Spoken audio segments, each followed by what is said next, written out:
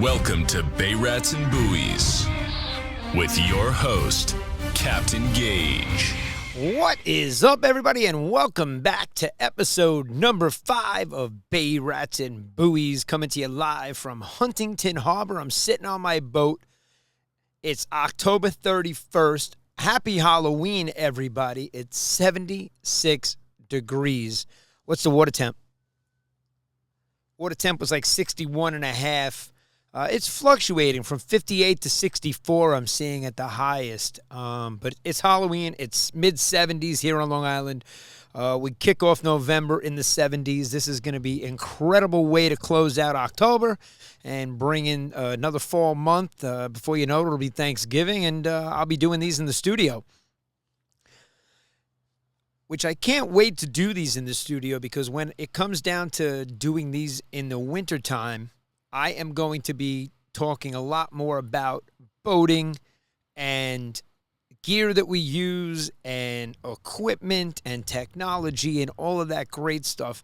These podcasts that you're seeing me on the boat, I'm going to try to keep them current to what's happening right now in our waters, in our area, and what's going down as far as the boating and fishing industry is concerned.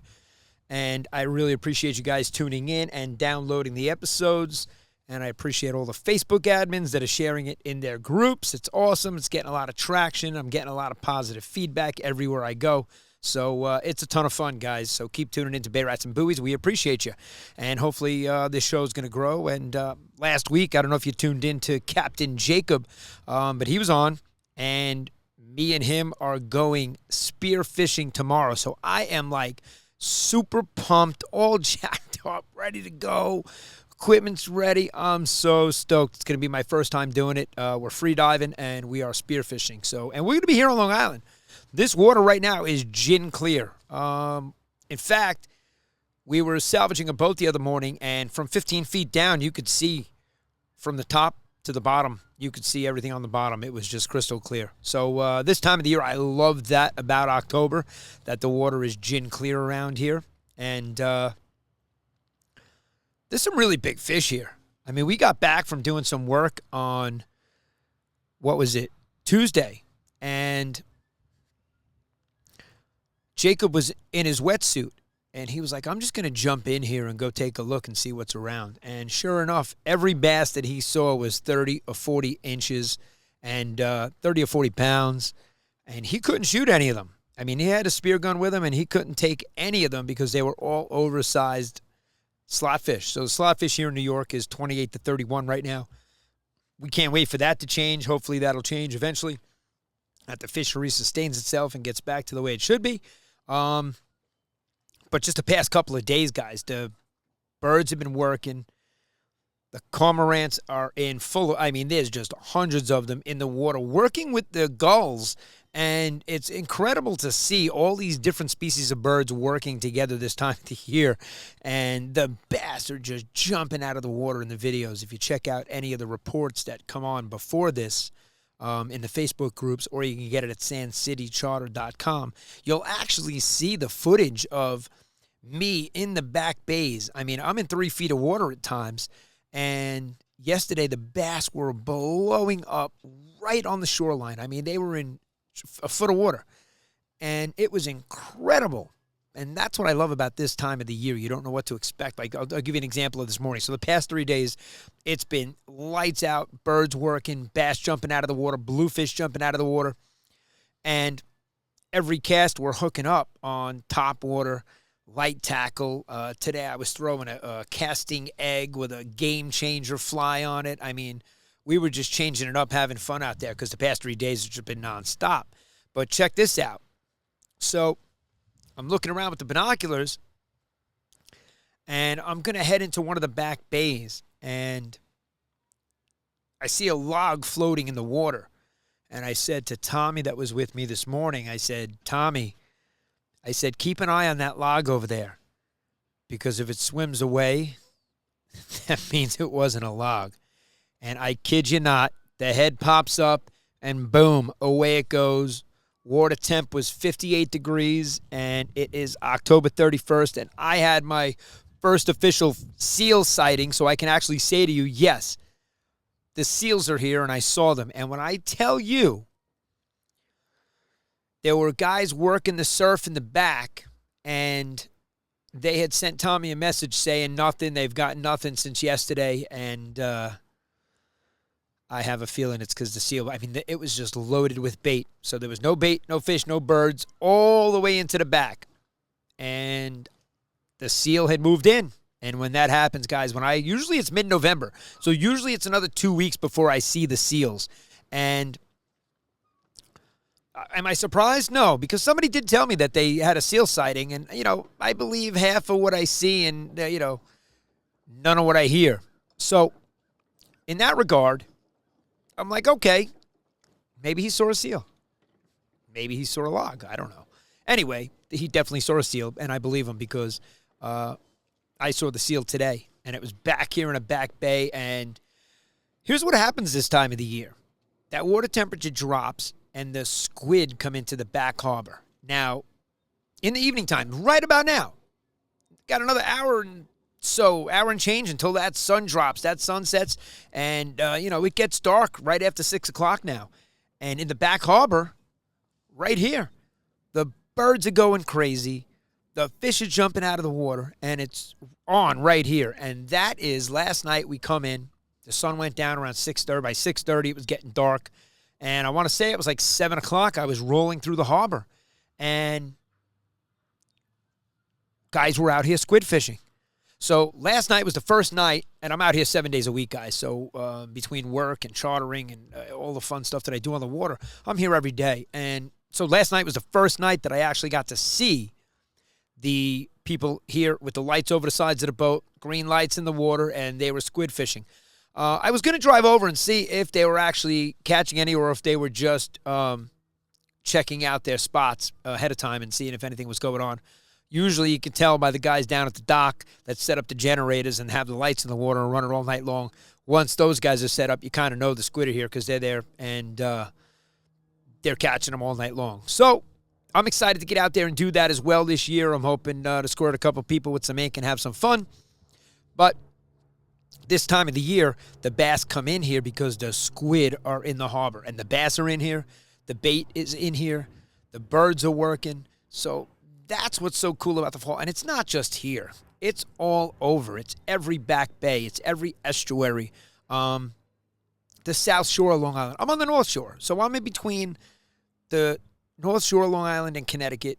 We have the Long Island Sound. The people on the South Shore have the Atlantic Ocean. And everybody from the surf is catching fish. The guys from the surf here are all catching fish in every back bay. And they're jumping around from different back bays because every day it's probably on in a different spot. And you get there and you see the birds working. It's lights out. And it's lights out for like 15, 20 minutes, a half an hour. The bunker are blowing up. They're getting exploded on. And then it just shuts off. The birds disappear. There was just 40 birds here working, and they're gone. You don't even see a bird. The cormorants, I got to tell you, they're in the videos that I have. I actually put the GoPro on the bow of the boat on the railing, and I drove slowly towards them just to let them all come out of the water at once for the video, just so you could see there's got to be hundreds of them here. And when they were all in the back feeding on the bait, they were working together. The gulls, the bass, the birds, it was just absolutely the coolest thing to see. And I'm back there in 3.9 feet of water. I'm in 3 feet of water, 4 feet of water. And you can see the bottom, and the fish are just blowing up everywhere, pulling them out of the weeds.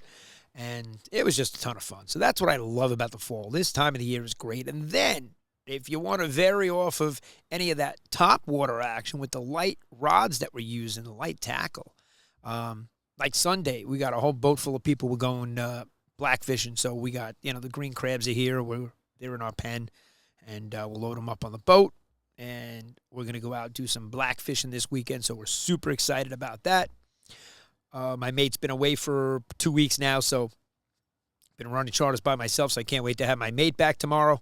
Unfortunately, he comes back, and I will be spearfishing, so I'll be under the water instead on top of the water, and I am, super excited about that. And I can't wait to show and share the experience that I had with you guys and the footage that we're going to get underwater because, me, everything I do, I have my GoPros, I have the drone with me. I'm, super ready to film everything because, you know what? If I can't show it to you, what good is, seeing it and doing it? So for me, it's really about recording it, editing it, and showing it to you guys. So everything that I tell you, there's usually proof of it on the GoPro, like these birds working and the bass jumping out of the water. You'll see it. It's on the Sand City Charter site, so if you want to go to sandcitycharter.com and check it out. Also, I put stuff up there before it makes it out to a lot of the social media feeds. So if you do tune in at sandcitycharter.com, check it out. You'll see it before it gets out there, which is pretty cool. And Wednesday, I was in the studio. Wednesday's my one morning that I'm not required to be on the water in the morning. And it was just so beautiful Wednesday. I said, I got to go down to the boat. After I was done recording, I sent out about 10 hours worth of 10 and 1 hour radio shows to the networks. And I said, I'm going down to the boat. It's so beautiful out. I'm not going to stick around the office and get website work and editing done and all that stuff. I'm going down. And sure enough, I reaped the rewards of going out and checking it out. I was out at like 4 o'clock. So from 4 to 6:30, it was lights out. Every cast was a fish, and it was incredible. You could even just blind cast. You didn't have to throw into the birds. They were just there. And they were keepers. They were all 28s, 29s, 30s. They were overslots. You only pulled in a couple of dinks, but it's really good to see the dinks, the little rats, we call them, the little small stripers. And after speaking to one of the gentlemen from the Gray's Tagging, which is one of the sets of tags that I use, I think I have Littoral Society and Gray's, and they said they wanted me to tag their really small bass so that we could follow them and see where they go. And that's really exciting to me. All the sharks that I tagged, when I met Jacob on the commercial towboat training, he was showing me footage of him sitting in schools of bass just circling him with the spear gun in his hand. And I was mesmerized. I was like, I cannot wait to do that. And I was showing him footage of me on the beach. I was driving my truck onto the beach at the time every morning, flying a drone out over the breakers and over the sandbars with a big bluefish fillet on a 20-aught hook on, a 174-pound American fishing wire with a 300-pound leader that was 9 feet long because I was bringing in 8-foot, 6-inch sharks that were 275 pounds on 80-pound braid. And it was just so much fun flying the drone out, dropping the bait. And within 20 minutes, the rods, if you set up 2 rods, there was a good chance one of them was going off within 15 minutes. And the videos are just insane of the rod just going zzz, zzz, zzz, zzz, zzz. My son, he's 12 now. He was 10 at the time. And him and his younger sister, who was 8 at the time, are reeling in 5 and 6 foot duskies and browns like it was nothing. And when we were doing it back then, we were tagging them. So I think there was one summer that I tagged 53 sharks from the beach, and that was epic. And I believe that things changed when I spoke to NOAA years following that. They said that the regulations changed. I don't think we were tagging even the prohibited sharks, because even if you're targeting a blue shark or a shark that you can catch, a mako or any of that stuff, the bycatch are these prohibited sand tigers, duskies, browns, and they're all over the waters here. And the surfers are surfing, and we're reeling in fish, and people are wakeboarding in the water there, and it's, the sharks are here. And because of social media, people think there's more sharks here now. And I don't think that's the case. I think they've always been here. They come to breed here. The water gets warm. The bunker, the food is, they have a great array of food here. The bunker pods on the South Shore are just incredible. We even get brown sharks here on the North Shore. So we do get a vary of sharks here. We'll see sand tigers. We will see browns. I know somebody caught one in a net one time here. I think it was last summer. Somebody got a sand tiger in a net over here on the North Shore. So, but it's something that we get on a regular basis. If you go to the South Shore beaches and go to Gilgo or Democratic Point or Smith's or any of those places and put bluefish fillets out over the sandbars out there, you're guaranteed to hook up to some sort of shark. And if not a shark, you're going to get a stingray. So I used to catch the cow nose and the stingrays all the time. I actually got opened up here. I got 14 stitches in my leg because I was trying to take the hook. This is why I went to a 20-aught hook.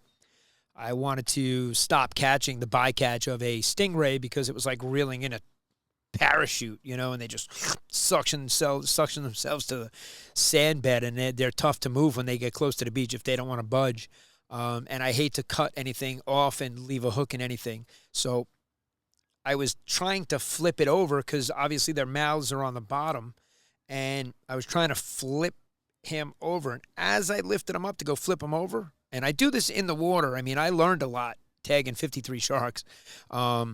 And one of the things that I learned in the beginning was not to drag them onto the beach, and it's tough to deal with them in the water. It really is. But as I was trying to flip them over, a wave came in and washed him up against me, so his entire wings were up against my legs, and his tail just wrapped around my leg, and the barb right down there by the ankle sliced me right open like a razor blade. I didn't feel a thing. You just looked down, and the blood was dripping down, so I had to clean that out. I had a first aid kit, obviously, in my truck, and clean it all out, bandage it all up, and go get staples. And took 14 staples to close it up. But now I could sit with Hooper and the captains in the cabin there and show my scars. So I got some battle scars from shark fishing on the beach, and I'm really glad it wasn't from one of the sharks, because those sand tigers have some nasty teeth, no doubt about it. And all of them do. They all have, crazy sets and crazy rows of teeth. But what's cool is when I cut the barb out of their mouth. I didn't try to de-hook them and drag that barb back out. I just had bolt cutters. And because I was making all my own shark rigs, I was just cutting the hook. The hook was a $3 20-aught hook that I got at J&H. And I cut that hook, and just the whole rig just fell right out of his mouth. That was it. The barb fell off on the outside, and the rest of the hook just came right out of his mouth. So I didn't have to sit there and try to de-hook a shark, which in the beginning I gave that, and that was an option. I tried that, and I just saw that that was not going to work out well for me. And I got to say, the greatest part was, and I said this in last week's podcast, that releasing those sharks was probably the most majestic thing, is grabbing onto this. I mean, the skinniest part of the back tail of some of these 8-foot sand tigers was the thickest part of my thigh. I can't even get both hands together around his tail to drag him out into the water, back into the waves, and turn him around and walk him into 3-4 feet of water. And the whole time you're thinking, wow, this thing's going to turn on me. But that never happened. They all just swam away, and it was really, really cool to see and cool to be part of. So I think that was the best part of catching them. And I'm really glad that I didn't get any feedback of any of the tagged sharks that, they didn't wash up on the beaches. I haven't gotten any calls to any of those tags. So hopefully all those sharks have swam off to further, warmer waters down south or wherever they go. It'll be really cool to find out when I do get any of that intel back of where those sharks were caught. And that's why the tagging is so cool. And now we're doing it. We have a lot of them on the boat right now. I probably have 40, 50 tags on the boat for the striped bass. So we try to tag as many as we can and let them go. And so in my area, there's a good chance you guys could catch some tagged fish, because I'm here in this area tagging fish. So keep an eye out for the tags on the fish. And, well, happy Halloween to everybody. It's Halloween, 75, 76 degrees right now. The sun is shining. I'm here on Long Island, closing out October. And I figured, let me sit down here on the boat, get the podcast done, episode number 5 for the week. I'm going to tie it in at the beginning of the podcast. I have the fishing report for the Fisherman Magazine, which I've been making the reports for all summer long, all season long. And I'll continue to do them throughout the winter, because in the wintertime, not only will we have destination podcasts that we're going to be doing from down south and all the places that we travel to go fishing, but I'm also going to be fly fishing here on Long Island in the wintertime, and I will be doing the podcast in the studio, but we'll be talking about the fly fishing and all the different things that we do. So we continue to fish throughout the whole year here, even though it does get cold. I tend to go down to the warmer weather to try to target my bucket list of all the different species that I'd like to catch. So that's going to be exciting for this wintertime. But in the meantime, there's tons of fishing going on right here. It's red hot right now. So whether you're going out catching the blackfish, whether you're going out for the bluefish, I got friends that are still catching bonitas. The false albies are still here. They're still getting the false albacore. And the striped bass. I mean, everybody's catching bass. So whether you're at any shoreline, you get out there. You can get down to the docks right now and throw out a swim shad. And you got a good chance of hooking up at a striped bass right here from any of the docks. Go down to your town dock and cast out there, even where you would go snapper fishing. The fish are in all the back bays, all the back harbors, and this is just such a fun time of the year. So it's really exciting. Now, if you guys know anybody, any of your buddies or your friends that you're in fishing groups with, because I know my text messages are it's ridiculous, the different captains groups that I'm in, and then all the different anglers groups and the surf guys and the kayak guys. I sold my kayak last year, so I don't have my pedal kayak. But I'm still friends with everybody that's out there kayaking. I'm friends with the guys that are still out there fishing from the surf in my area. And we share intel. And we're telling you, hey, tonight it's over here in the harbor. The birds are crazy. The bass are blown up out of the water. And having that intel, and I know we're all in different groups. So if you have a buddy that's really into fishing and he's going to want to hear about the gear that we use on the boat for the trolling for charters or the jigging, because I use some different stuff. I have real high-end stuff. I'm not just, I don't think we've used diamond jigs on one trip. I like to use higher-end stuff, and I'm going to be happy to show that stuff with you guys. And that's what I'm going to do in the winter months, I'm going to save that for some of the downtime of how we make our own flies and how we tie stuff up and help you guys do some of that stuff and give you some of the tips for boating. Like I got a call yesterday. I don't know if any of you guys know Outdoor Tom Schlichter. And Outdoor Tom gave me a call. I know you may have known him from Newsday. 2 years ago, he did write a nice article about me in the Explore Long Island section regarding fly fishing at Connecticut River, which was just incredible. And he called me up regarding boating stuff that he's doing for a blog. And he always uses me as a reference as a captain. So he loves to call me up and talk about. So I'm going to give you guys all the new technology. I'll be at all the boat shows in the wintertime, and we'll be talking about all the new technology, whether it's the single engines with the new joysticks. The new steering units are all built into the cowling now. So there's just so much stuff. They're getting rid of the cable and replacing everything with a wire. So steering and all that stuff's going to be done digitally now. So it's pretty cool. And in a way, it's frightful for people that like to repair stuff, but, do stuff easy. When a computer goes on a boat, it's like, that's not something we could just fix. It's usually not a fuse or something we get our hands on and change a wire or fix something. So when the computer goes, all this new technology, that's probably where I'm a little more fearful. But on the bigger boats, the new technology is there, and it's pretty incredible. And Eric Hernandez, I greatly appreciate your Google review. That was awesome. But throughout the summer, I drive Eric's 38 Outrage. And just speaking about the technology on boats, I mean, that 38 Outrage is really hooked up. And it has everything. It has sky hook and sky drift. And you could set your drift lines and just all the cool technology that you don't need spot lock and all the different anchor technology that we have too, and now the transducers that are, you get 3D and live view under your boat and sonar with the birds and just everything, the new technology. So, with the boat shows this year in the wintertime, that's what I'm going to dive into. But Tom had called me regarding some of that technology for a blog that he was writing and for an article. So that was just yesterday coming down to the marina. I got the call. So that was pretty cool. And just telling you guys, we're going to go over that stuff in the wintertime. And there's so much to cover, and we'll have so much downtime that during these warmer days and the end of the season here, I want to finish out with the current events of what's happening here and just how cool it is fishing here on the North Shore and what I experienced and how I turned it really wasn't a hobby into a profession. It was more of my passion for fishing and everything boating, and just growing as a captain and forever learning. Recently, I just sent in my renewal to the Coast Guard. So any day now, I can say this because it's been confirmed. I'm getting the emails that it's coming.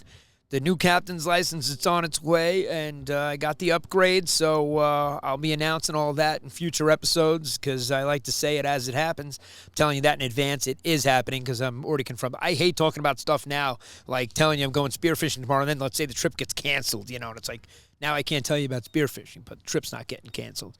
We are hardcore. We are going spearfishing in gin clear water tomorrow, and we are going for the blackfish and the striped bass, and I cannot wait for you guys to see the GoPro footage. And, I have friends here that fish, that go free diving in Montauk and Fisher's Island and Block Island and, what they see. And Chef Rob, he's another free diver. I can't wait for him to come back up to New York. He moved down to the Carolinas recently, so we miss fishing with him.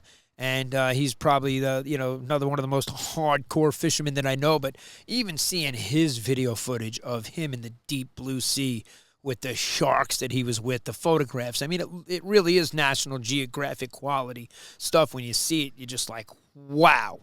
We don't have anything like that here. The water's green. It's murky. It's a soft visibility. You're going to kick up silk down there, and you can't look where you just were because you look back, it's all silk kicked up. So you can't go back to the same area right away. You got to wait. So that's what I'm excited about. And all the guys around here that do that stuff, it really is cool. So there's so much more going on besides guys on boats and guys going out with rods fishing. There's guys doing a lot of cool stuff here. And that's what makes our area so unique. You see a boat going past you every day. You don't know what that guy's doing. You don't know where he's going.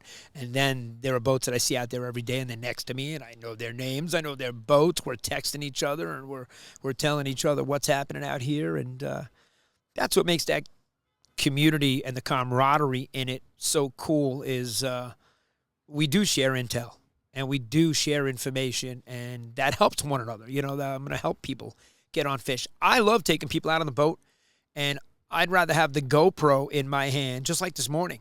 I had a rod in my hand, and Tommy had a fish chasing his topwater, his lure on the top, and I'm seeing the explosion, and I grabbed the GoPro, and boom, I'm videotaping. I would rather videotape and get those explosions of the fish on topwater so I could show you guys that than me cast out behind him and try to get one of the followers that's coming after the lure. I'd rather videotape it, and I'd rather put people on fish. For me, there's no better feeling watching guys hook up and the faces light up and what goes on. So it's pretty cool and very exciting times here. The marina's definitely emptying out, but it's nowhere near empty. It's really the bow riders that are leaving the fishing guys. There's even transient fishing people coming in from out of the area so they can come fish this area for the fall and for the winter. And I say by the third week in November, I want to say, is usually my cutoff point. That's usually when I'm taking the boat out of the water and putting it away, wrapping it up, and putting it back in the water first week of April, last week of March, usually unwrapping it and getting it ready. And that's the season here. Usually April to the end of November. So it's a good span here. We love where we live. We love being on Long Island. We love New York. And any of the people that are here with me that know what I'm talking about know exactly how I feel. Yeah, we love going on vacation. We love going away to the warmer weather and to the tropics and seeing the clear blue water in Aruba and going snorkeling and doing all the fun stuff. But when we come home, there's nothing greater than the seasons that we have here and what we get here in New York. We absolutely love it. I know I do. And I hope you can tell how excited I am and how stoked I am. There's a lot of great things going on. There's great things that I'll be sharing in every episode, guys, because we are growing. We're making it happen. And like I was mentioning before, if you have any friends that you're in text groups and whatnot, shoot them a message and say, hey, check out this podcast, Bay Rats and Buoys. I know Rich at the Fuel Dock is telling everybody about it. I greatly appreciate that, Rich. He's such an awesome dude. But, I'll pull up to the dock and, we're talking about it. He's like, oh, that was a great episode. I loved it, man. And it's just great to hear the positive feedback. It really is. And Jacob was a great guest on here. And we have a lot of other guests lined up. But I tell you, it's tough to squeeze in the time now before that sun goes down and find time when all of us as captains and fishermen are not on the water right now because this is the time to get out there. So we're probably going to have more guests on the show as the season comes to a close in 4 weeks. And it'll be a lot easier for me to schedule. But I'm not saying there's not going to be guests on next week or the week after that. I'm still trying to schedule people and get them on. I just know that the scheduling is a little bit tougher for people this time of the year. And I greatly appreciate you guys taking the time out of your busy schedules to listen to this. Hopefully it's some drive information. And I'll have some really cool gear that we use and all the techniques that we do and all that fun stuff. I got all the videos to show it to you. I got underwater footage from the GoPros down there while we're fishing. So I'll be showing that to you in the wintertime. In the meantime, I'm going to keep these podcasts with some of the current events that are going on right now. So if you're listening and you want to get out here and come to the North Shore, jump on my boat and get out there and fish with us, you're more than welcome. I get calls every day. And we are super busy. But, you get a cancellation, you get an opening, you get a break in the weather. And we'll be happy to get you out there and put you on some fish. And there's no better time of the year than right now. So happy Halloween to everybody. Get out there. Hope you had fun trick-or-treating tonight because by the time I put this on the internet, it's probably going to be this evening. And you guys are going to be coming back from trick-or-treating. So hopefully you check the kids' candy. Don't let them eat everything. But I know my kids are super excited to get out there. I do have a costume, but I saved it.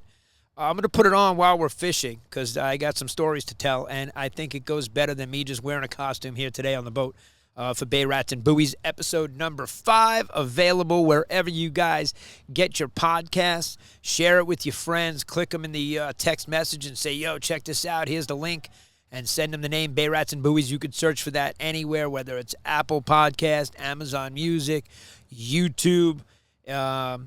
There's a few other ones out there that you can check out. So wherever you get your iPods, wherever you get your podcasts, make sure you tune in and check it out. I appreciate you guys downloading it. Hit those like buttons. Smash all the social media. And follow me on Facebook. I'm definitely looking to grow my Facebook account. So both for Sand City Charter and my personal, which is Gaige Simon, and I spell Gaige with a Gaige. If you want to look that up on Facebook, hit me up with a friend request. I'll be happy to check out your profile. If you are active on Facebook, I will accept it. You know, there's a lot of people that don't have active accounts, and I get that. People are too busy to do it, don't want to do it, don't like Zuckerberg or whatever, and don't want to be part of Facebook. I totally understand. But I do share all my social media in the Facebook groups for fishing and all around the United States, guys, because just because I'm doing a podcast from the North Shore of Long Island doesn't mean that we're not going to get into the boats and the Yamahas and the Suzukis and all the different boats in the wintertime from all the boat shows. So this is going to be boating-related, fishing-related every week. And we're going to give away some stuff, too. I'm going to be giving away some rods and reels and some combos in the next few episodes. So as we grow the audience, that's what I'm going to start to do the raffles and give stuff away to our listeners. And for me, that's a lot of fun. I can't wait for that. It'll be another week or two before I start to put that out there. So hit that subscribe button and tune in. In the meantime, I hope you guys enjoyed this episode. Share it with your friends. Wishing everybody bent rods, tight lines, and I'll see you out on the water. Thanks for tuning in. Thanks for listening to this episode of Bay Rats and Buoys. Be sure to visit sandcitycharter.com and follow Captain Gaige on all our social media channels.